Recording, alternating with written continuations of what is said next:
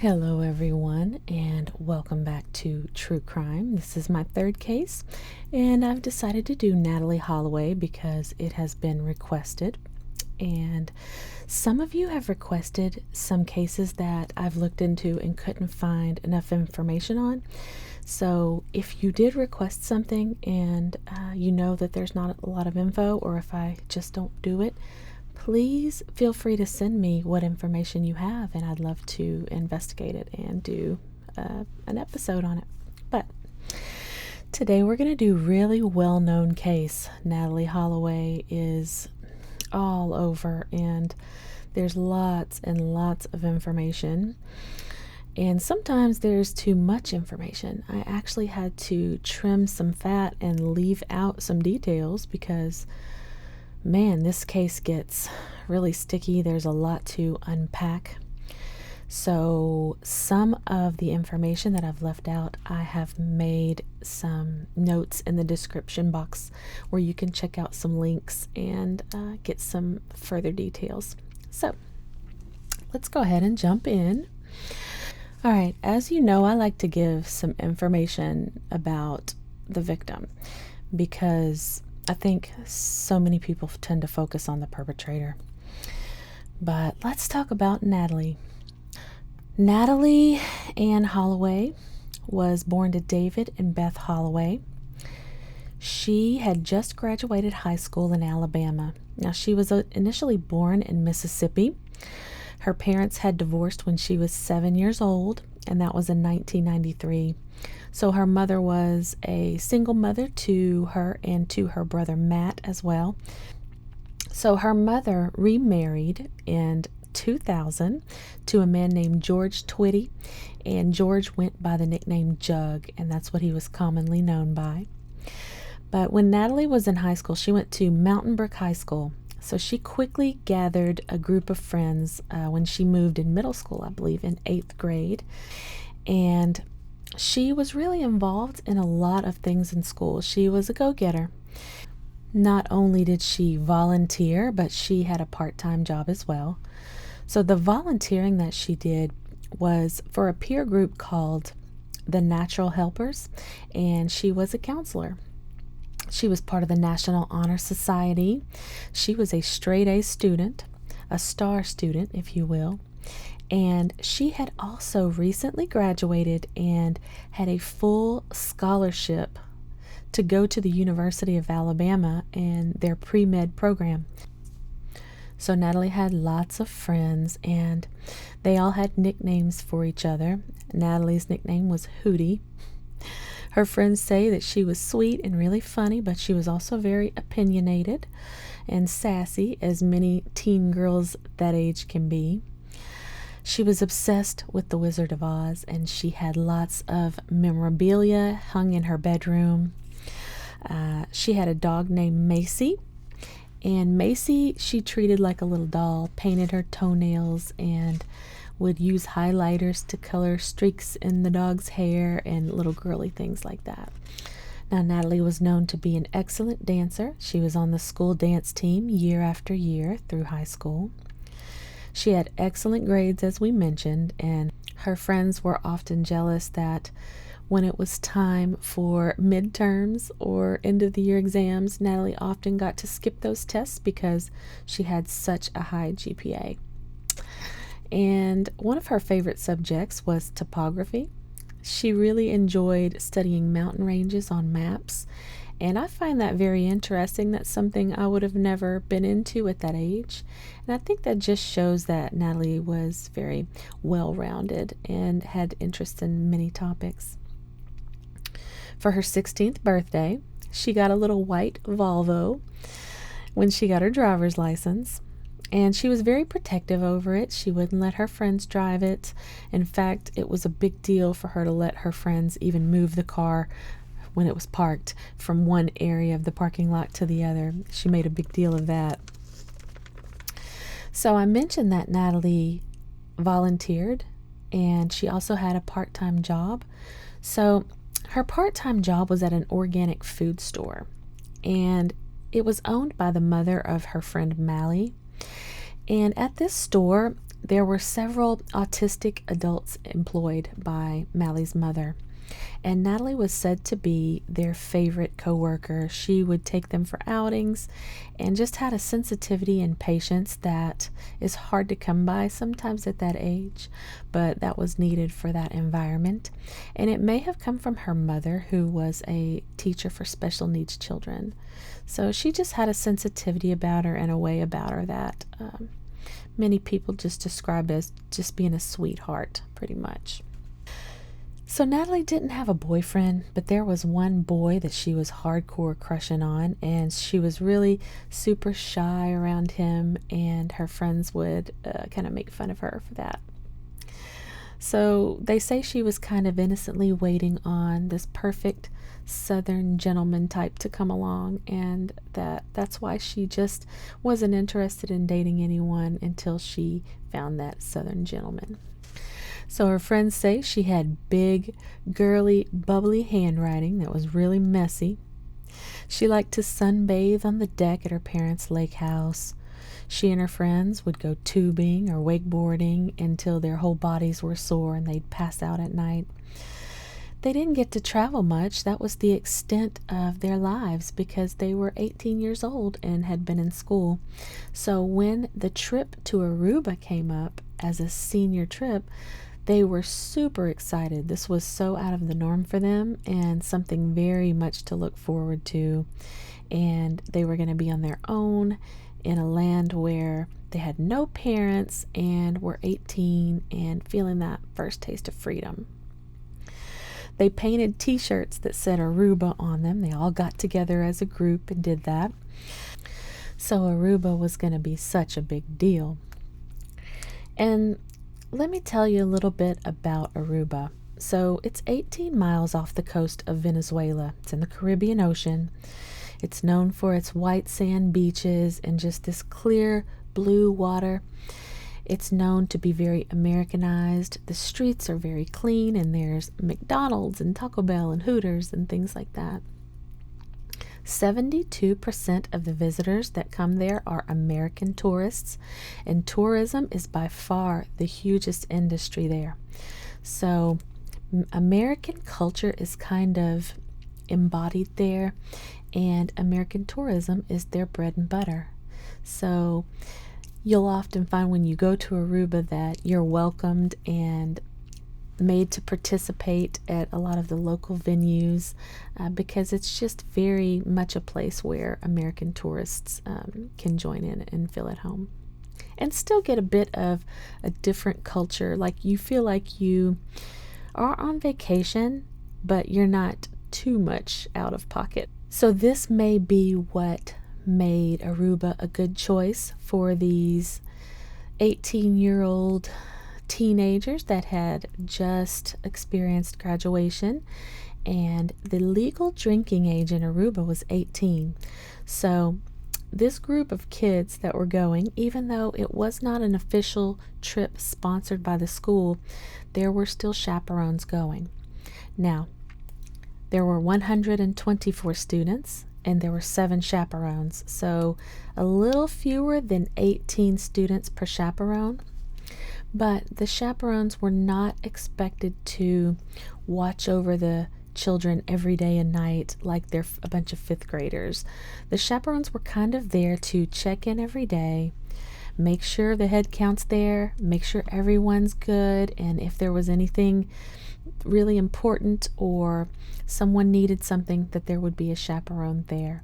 It's a kind of way to make an unofficial trip feel more safe for the parents, because the school did not sponsor the trip. And this trip was 5 days. They left on a Thursday and they were returning on Monday, May 30th.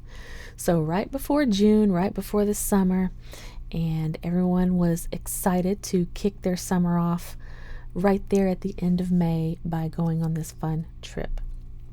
Now there was lots of drinking, as you can imagine, and the chaperones again were not there to take part in anyone's activities or to stop them from drinking or to interfere. This sets itself up for some partying. A trip to Aruba right after graduation with a bunch of 18-year-olds when 18 is the drinking age and no parents. So it's kind of a recipe for partying. Now, they were staying at a Holiday Inn and they were partying pretty hard. The Holiday Inn asked them, please do not return next year. That's how rowdy they were, and they were making a lot of requests to switch hotel rooms. They were drinking all hours of the day and night and being very loud and kind of obnoxious. So they were kind of running wild with their first little taste of freedom. Now, according to police, who made a statement later on, they said that Natalee had been drinking from the time that she woke up to the time she went to bed, that she had missed breakfast a few days because of it, and I'm not sure if that's true. There are also accounts, on the other hand, from chaperones and other friends that say she really wasn't drinking out of the ordinary or any more than anyone else. Now, whether she was or she wasn't does not matter to me, as it shouldn't matter to most of you, because except for to have it as a detail in the story, it really doesn't matter. When someone's missing, I don't give a damn if they were drinking. That's the last thing that I'm thinking about. But it does pertain to the story, and so for that reason, I want to say both sides of it. The police chief, Gerald Dompig, he has said that Natalee was drinking according to testimonies of some people that have been interviewed. It doesn't specify who exactly says it. But again, the friends and Bob Plummer, who was a chaperone, said he never saw her drinking that much and didn't notice her drinking when they were on outings and things like that. Now, they did do activities and excursions throughout the days. She went snorkeling with a friend, and at night they would all dress up and go to dinner at the hotel, and she showed up for the dinners. Now, Sunday, May 29th was their last night, and they had been going to dinner at night and afterward going to a bar called Carlos and Charlie's. And Carlos and Charlie's is a really popular tourist bar. I've actually been to one myself. I think it was in the Bahamas. I can't really remember exactly, but I remember a lot of karaoke, a lot of shots. I remember it being, I believe I was on a cruise and I was almost late back to my cruise ship because there's so much going on, you lose track of time. And I also remember that you would do shots and jump off of a deck. They had a guy set up with a microphone and he'd have you take a shot and then you'd have to dive off the deck.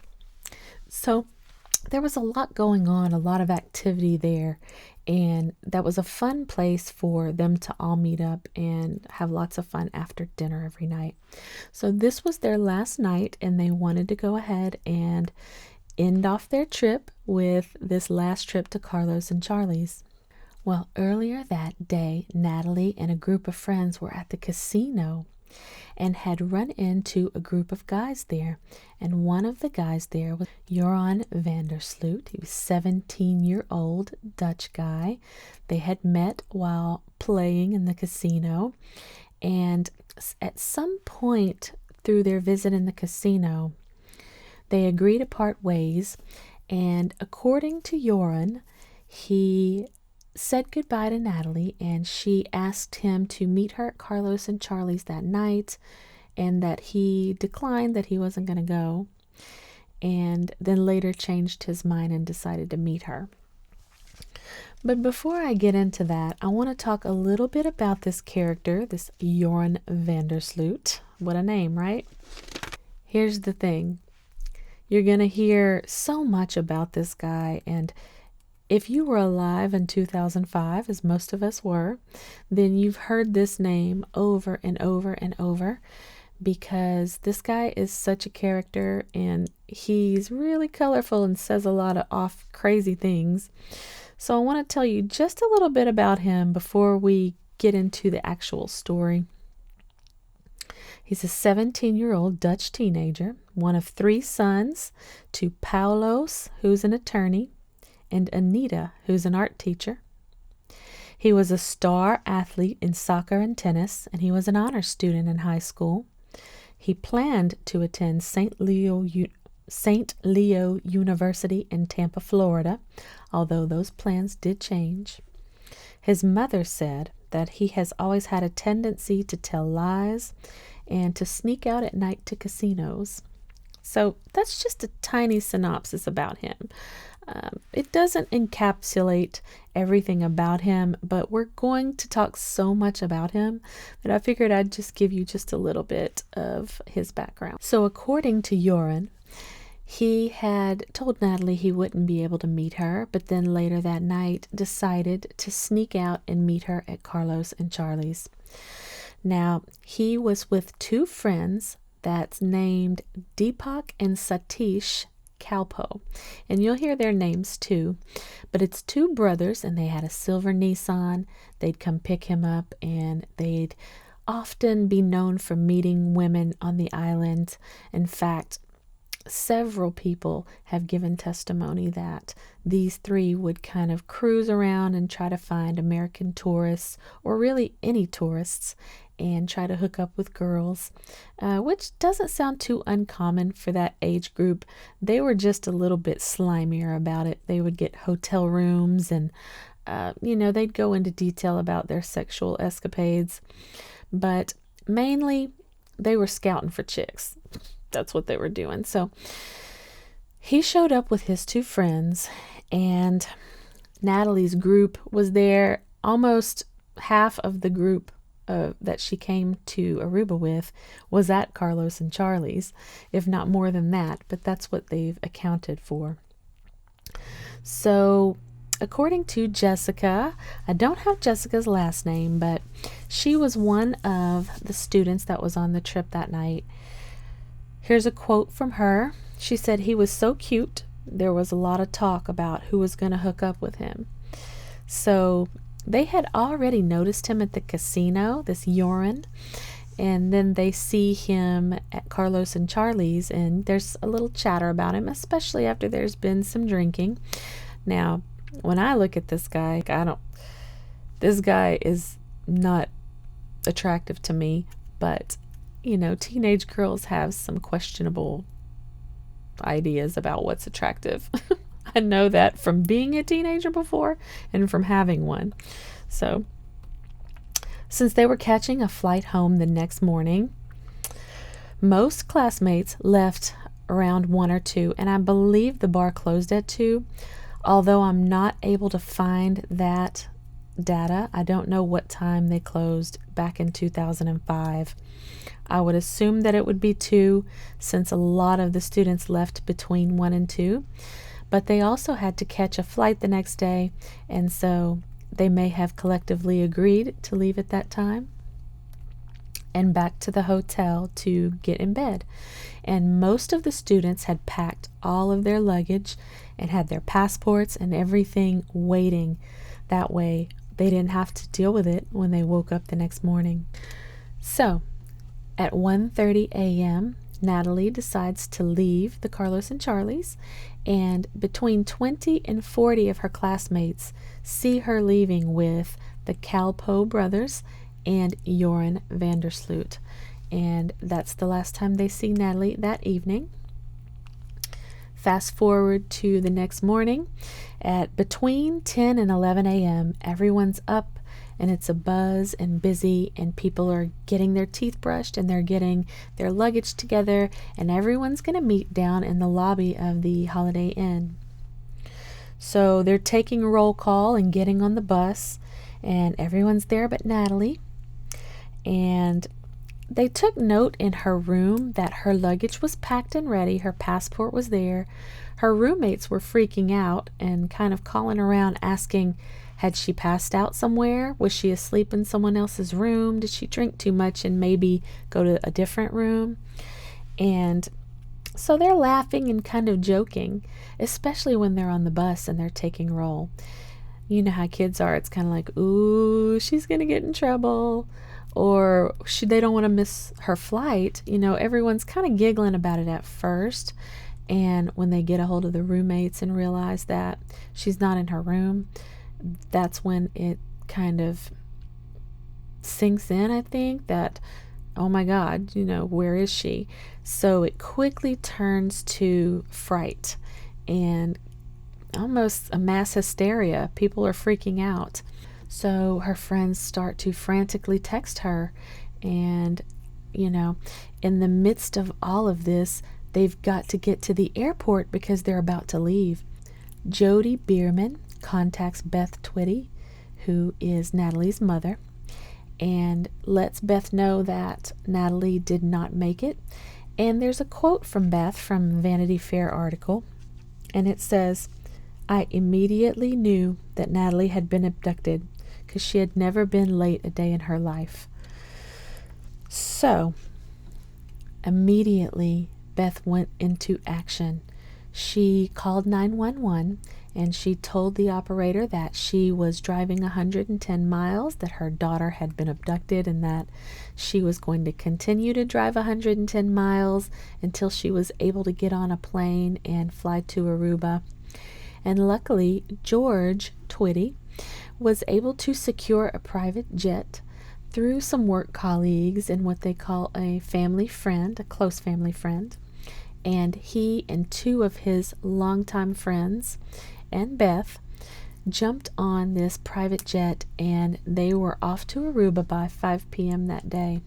She didn't waste any time, and I don't blame her. Natalee's father, Dave, was on the next available commercial flight, which was not available until about 2 days later.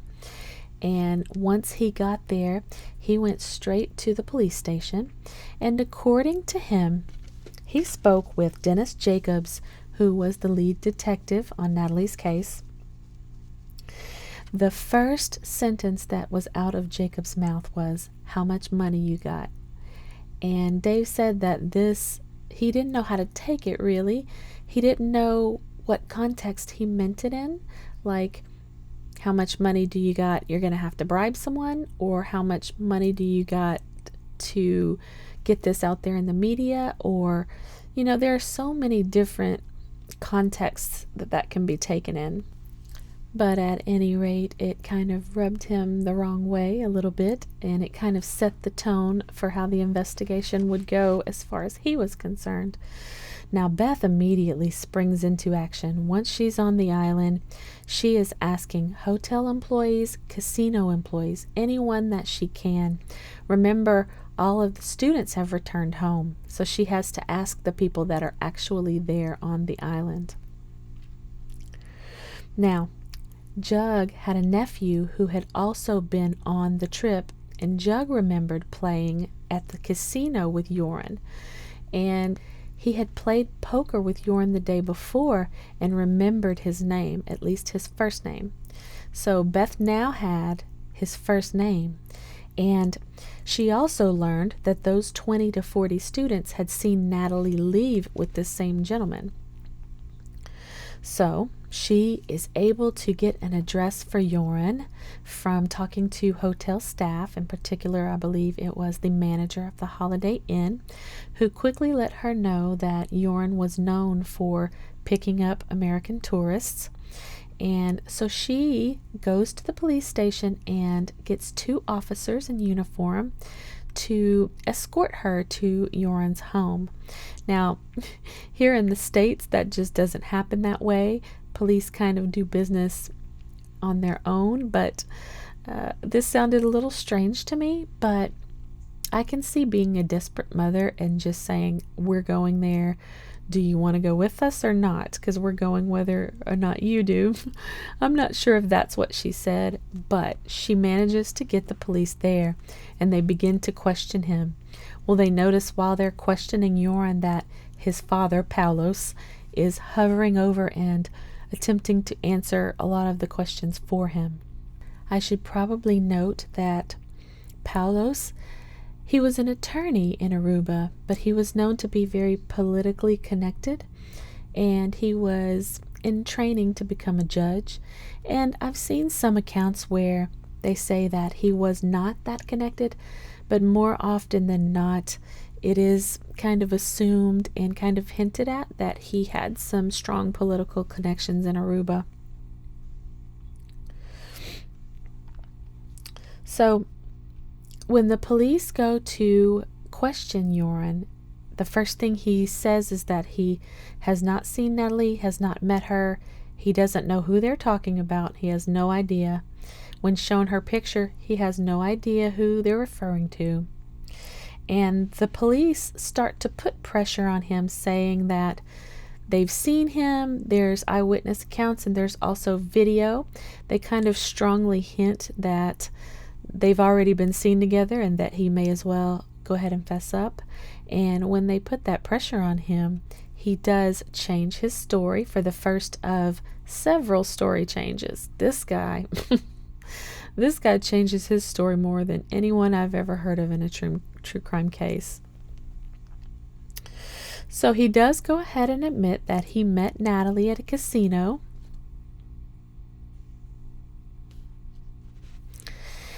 And here is a quote from Dear Sweet Joran. She came on to me huge, dancing suggestively like a slut. So when someone's missing, is that how we really want to refer to them? I mean, even if you have your complete opinion about a person, once they go missing, don't you want to just keep that information kind of to yourself? Even if for no other reason other than to make you look like less of an asshole. Why would you say that about someone whose parents are standing there with a picture that showing you that she's missing? But it just shows you his value of Natalee, as he's just said some awful things about her in the time since then. But that's the first thing he had to say to a missing girl's parents. He said she asked for a ride to the Holiday Inn. So according to Joran, they pack in Deepak's silver Nissan and they take Natalee to her hotel. Well, according to him, as soon as they get to the lobby, being the gentlemen that they are, they open the door for her to go stumbling out. And these are in his words, that she was stumbling and falling all over the hotel lobby. And according to him, they just watched her walk in.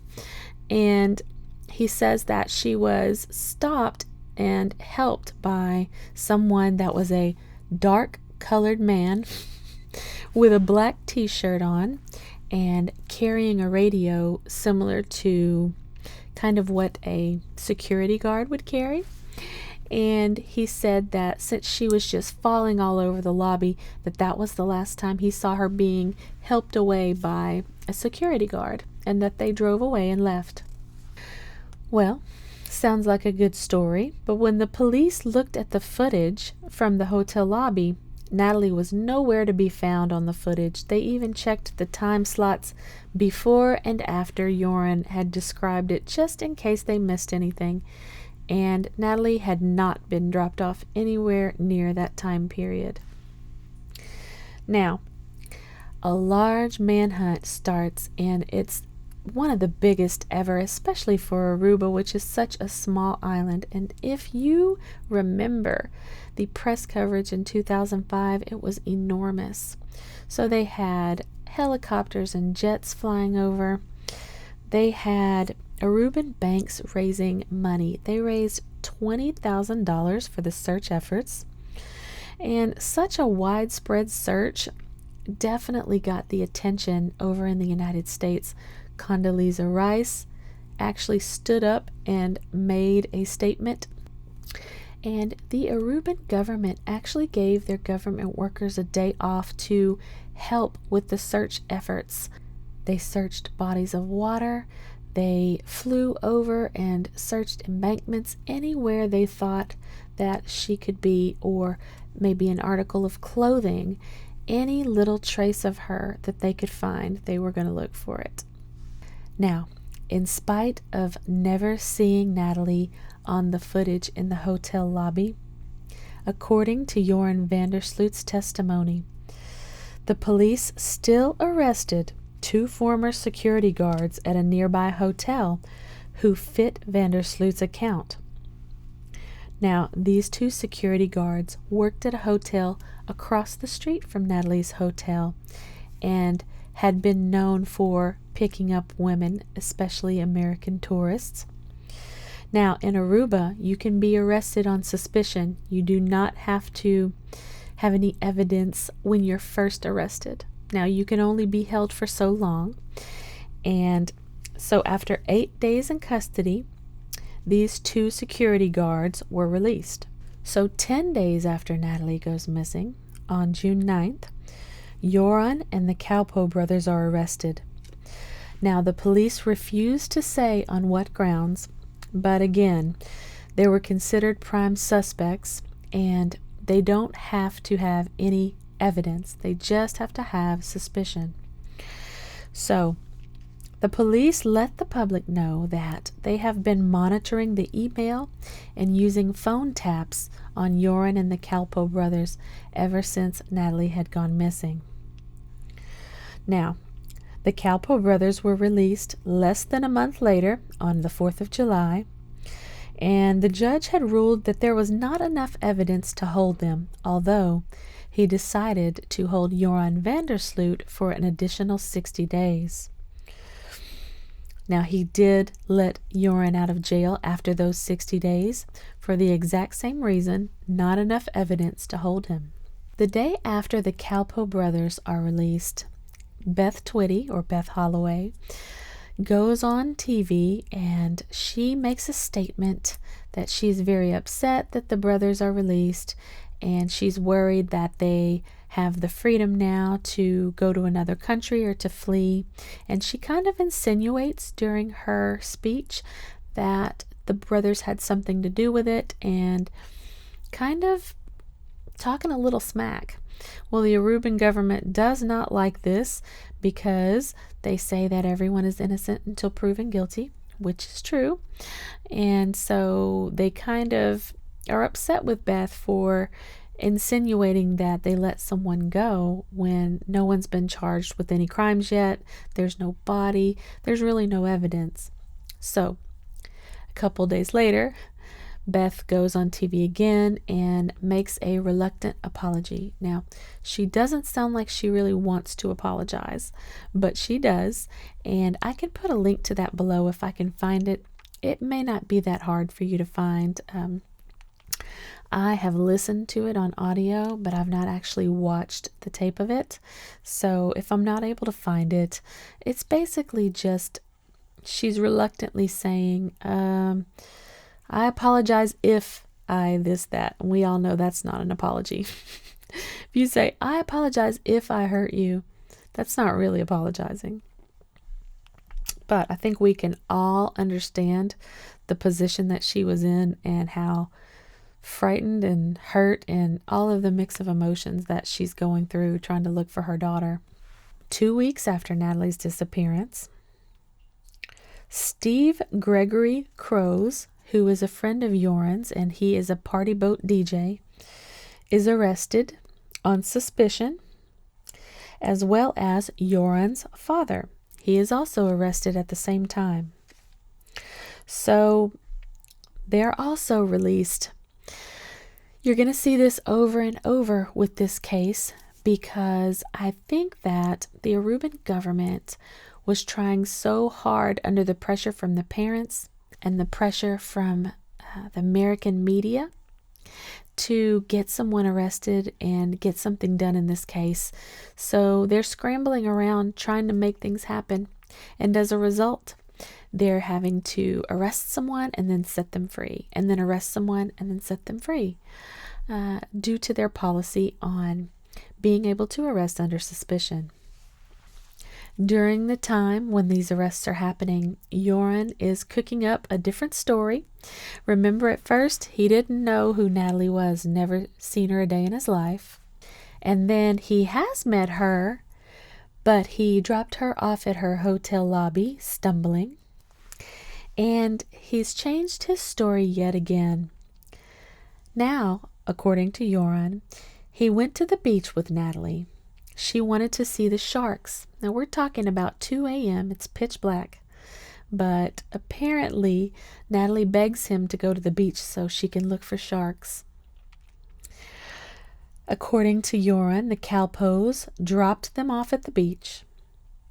He said Natalee was in and out of consciousness, that they were making out, and that he was going to have sex with her, but he didn't have a condom. He also said that Natalee wanted him to stay and begged him to stay with her because it was her last night on the island. He said that he tried to convince her to go back to the Holiday Inn, but that she was insistent that she did not want to go, that she wanted to stay on the beach, and so he left her. He says he took off walking toward home. Now, he'll later recant that and say that the Kalpo brothers returned and picked him up, which they also deny. But there are so many stories at this point, we're not sure which one could be even remotely near the truth. So there were some fishermen that were fishing in that area that night, and they don't recall seeing him, the Kalpo brothers, or Natalee for that entire night. Now, that does not necessarily mean that they weren't there. He just does not recall them being there. Now, 2 months go by, and in August 2005, Joran and the Kalpo brothers are rearrested. Further investigation had led to new evidence, according to the police. Now, that's all they're willing to tell us. But there's suspicion of involvement in premeditated murder and rape, and that's what they would say. They don't tell you what they found or where they found it, but they give you just enough to let you know that these guys could be up to no good. Now, of course, they're released shortly thereafter. Again, maybe they had evidence but didn't have enough evidence. So September 6th, just a couple weeks later, Joran leaves Aruba to go attend college in Holland. So it's just back to everyday life as usual for him. And then April 15th of 2006, the Aruban authorities announced that they have made an arrest of a suspect, 19-year-old Jeffrey Van Cromvoy. Not sure if I'm saying that right. Cromvoirt. And he's released on April 24th, just 9 days later. But prosecutors maintain that he was still a suspect. They don't release any other information. They just leave you guessing. And then the very next month in May, Dutch police detain a man in the town of Utrecht on suspicion of kidnap and murder of Natalee Holloway. Now, this man's name is Guido Weaver. He was released a week later, citing not enough evidence, as usual. He was the son of a former Aruban politician, so when Aruban authorities requested his transfer to the island, instead he was released from custody and never released to the island. So I wrote out next to that WTF, because it's like, what are we thinking? We just keep letting these people go. So fast forward to November of 2007. The Joran Vandersloot and the Kalpo brothers' homes are both searched. The Kalpos in particular are pretty vocal and pretty upset about it, although pretty much everyone in this case is kind of upset for having their homes disturbed. And then on November 21st, Joran and the Kalpo brothers are all rearrested on suspicion of involvement with manslaughter. So they're continuously rearrested, but the details are changing. So now it's manslaughter. So after their release, of course they were released, the investigation was officially closed on December 18th, citing not enough evidence to prosecute. So although they believe that they continue to find evidence and they continue to catch these boys in lies or saying what they're saying, eventually they had to go ahead and close the case. About 1 year later, in November of 2008, Joran starts talking to the media And I guess he figures now the case is closed, so he can kind of just do whatever the hell he wants to. And he does a really bizarre, weird interview with Fox News, where he tells Fox News that he sold Natalee into sex slavery and that his father paid off 2 police officers who knew all about it. So before this interview even has the chance to be aired, he recants his story and says that he made the whole thing up, but that he will give them a recording of a phone call between him and his father. And he does. He gives Fox News this strange recorded call, and it is not known if the other man on the call is actually his father, because Paulos, his father, denies that it's him, of course. But it's basically talking about sex slavery, and it's Joran saying, I can't remember exactly what he says, but he's hinting around that he has sold Natalee into slavery instead of, like everyone thinks, that he killed her. And it's kind of strange language, and it really doesn't give much information on anything, but just enough to be super weird. So in the spring of 2010, Joran, he's just up to no good again, and he's just an asshole, basically. He contacts an attorney that's working for Beth, Natalee's mother. He tells this attorney that he will take this person to Natalee's body and show her where the body is for $250,000. But that it's going to require an initial payment of $25,000. So the attorney does go to Aruba. Not only did the attorney bring $10,000 cash, but they also wired an additional $15,000 to Joran's bank. So the attorney had secretly contacted the FBI, who recorded the entire process. Now, when Joran goes to take the attorney to the body, of course, there's no body anywhere to be found. The joke's on them, like always, because this guy's full of shit. He just keeps lying and making things up. I even wrote "duh" out next to it, because did we expect that he really was going to take him to the body? So on June 9th of 2010, the U.S. Attorney's Office filed a criminal complaint charging Joran with wire fraud and extortion. Now, he has yet to face charges on this federal indictment, but he admits that he did it to get back at Beth for making his life difficult for the past 10 years. And the reason that Joran has yet to face these charges is because he's been dealing with some other charges, and that's what we're going to talk about now. Let's talk about Stephanie Flores. She's a 21-year-old third-year business student in Lima, Peru. And her father's a race car driver, Ricardo Flores. They call him the Rifle. Sounds like somebody you don't want to mess with. She has 4 brothers. She's the only girl in the house. And she's really the queen of the family. She's a huge soccer fan, and she's an even bigger poker fan. Not only does she like to watch poker, she loves to play poker, and she plays in tournaments. She's always smiling and friendly. And she's playing in a Texas Hold'em tournament in Lima, but sadly, she never came home. Ricardo, her father, starts calling her friends and eventually calls the police department. Well, the police know that she's at this Texas Hold'em tournament, so they start to look through footage in the casino where she's playing. And they see a gentleman seated next to her who turns out to be none other than our Joran van der Sloot.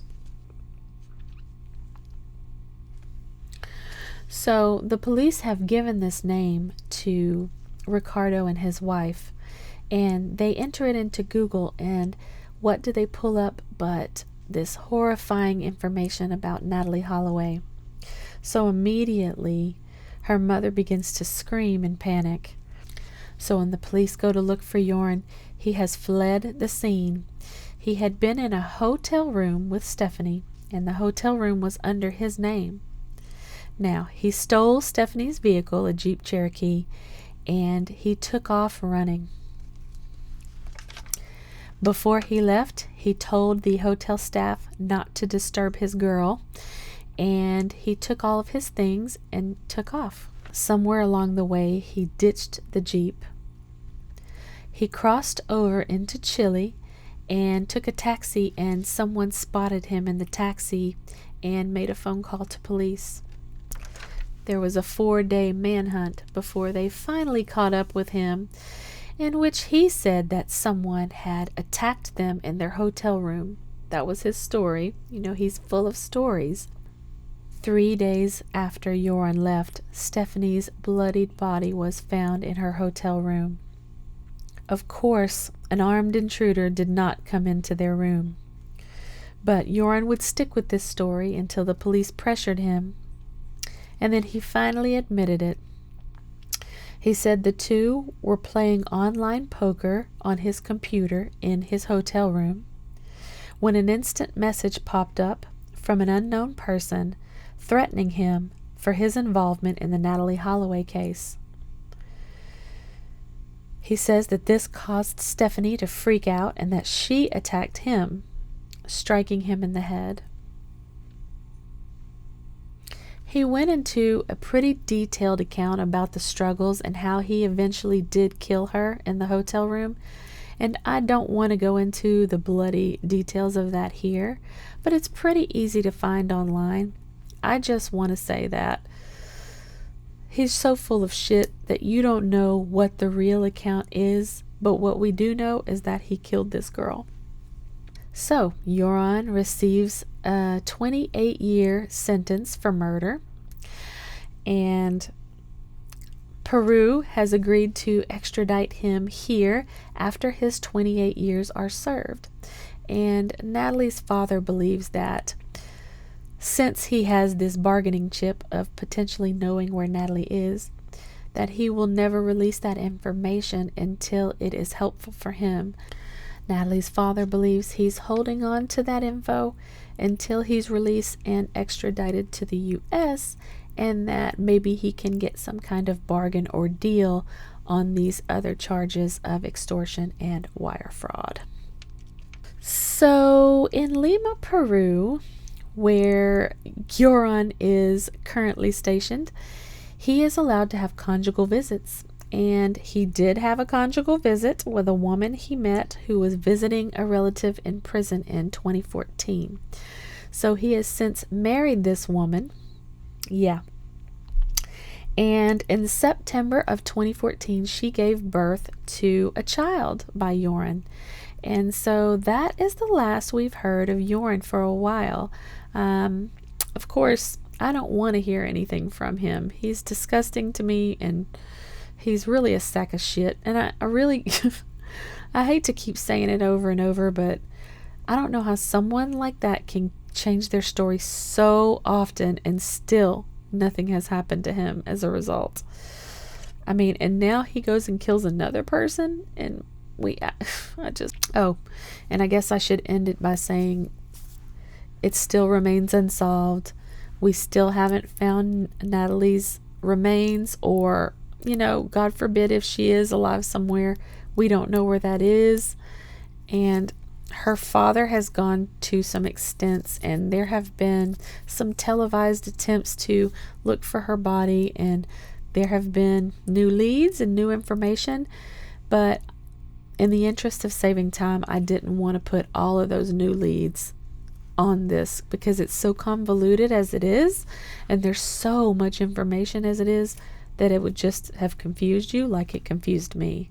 When I was doing research for this story, I was starting to get really confused with all the dates and the arrests and all of the chit-chat back and forth about, you know, suspicion of this, suspicion of manslaughter, suspicion of kidnapping. It starts to all melt together. But anyway, I know you all and I know you're going to have some ideas on the case and some opinions. So I really want to hear them like I always do. I love to read what you guys write, because sometimes it's what I'm thinking already, but sometimes y'all have like some insight that surprises me, and sometimes you have opinions that are largely different from mine, and I've kind of thought I went with the majority, and sometimes I don't. So anyway, thank you all. I wanted to mention that I'm sorry that my air conditioner is on and there's probably cars whizzing by, but it's hot in my house. I'm in Texas. It's 100 degrees outside. I have to keep my AC on, and I'm used to doing these quiet ASMR videos where I don't have any noise in the background. So yeah, there's some noise in the background. It's going to take some getting used to for me as well as for you. So I'll see you guys. Keep the requests coming because I'm always looking for new cases. I have like 3 or 4 cases I'm thinking about doing, but I really haven't decided what my next case will be yet. So as usual, I love you guys, and I'll see you on the next video.